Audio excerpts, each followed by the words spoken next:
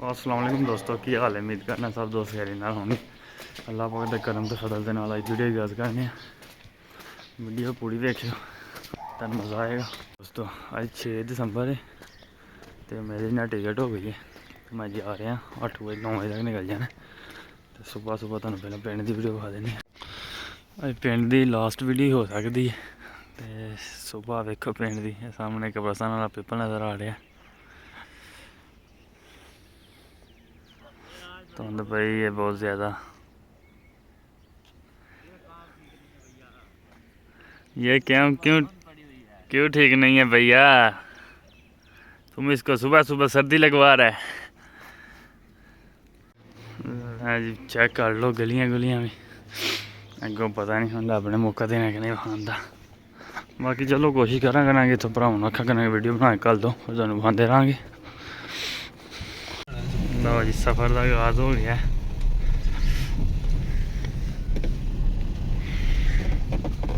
ठंड की बड़ी है जी। अल्लाह ताला खैर।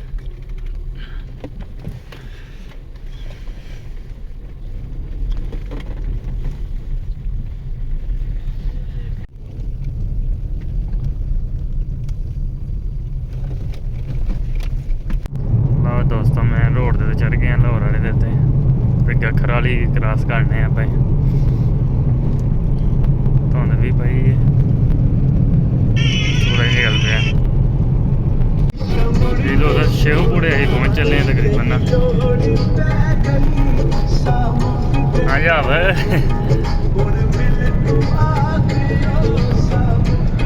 जी एक दोस्त ने भी जी प्रवेश के कोल होंगे भाई साहब फड़ी उन्होंने डेरा मुलाकात की है तो हम चलने दोस्तों फैसलाबाद करीब ही तकरीबन पहुँच चुके हैं।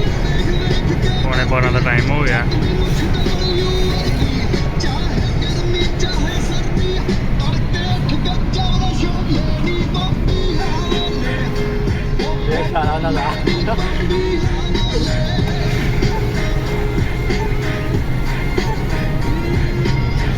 लाठियाँ वाला आगे टोल प्लाजा आ गया।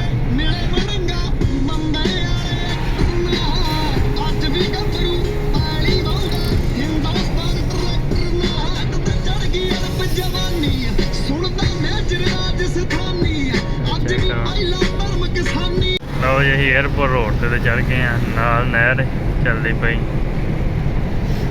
सीधा रोड आ मेरे भाई वाली जाता है। लोकेशन लगी हम लोकेशन के मुताबिक पहुँचने हैं। टाइम साढ़े को बहुत ज़्यादा है तकरीबन 11:15 होए ने तो 1 बजे बोर्डिंग स्टार्ट होनी 1 बजे तक पहुँचने अल्लाह कर खिंचते।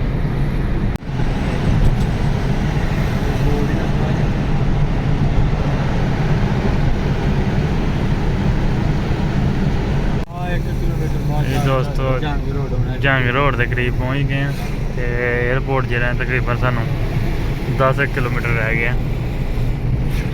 सफ़र जारी तो सब्जियां बहुत ज़्यादा काश्त हुई हैं। सब्जियां का इलाका है। याद दुआ खाना आ गया।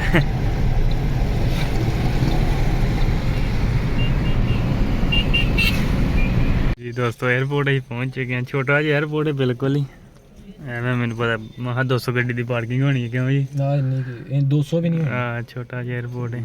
बाकी चलो हम जिमें प्रोसैस होंगे थोड़े शेयर करते रहेंगे। हाँ जी एयरपोर्ट का फ्रंट अंदर गेट जिस दाखिल होना चेक करो।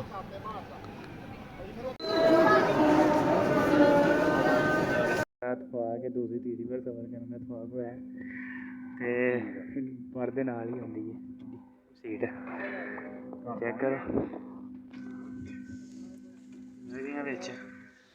सफर का आगाज होने लगा।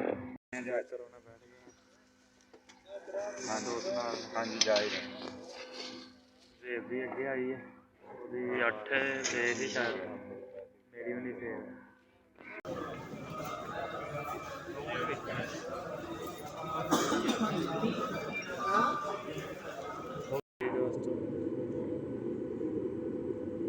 सफर का आगाज हो रहा है जी बस।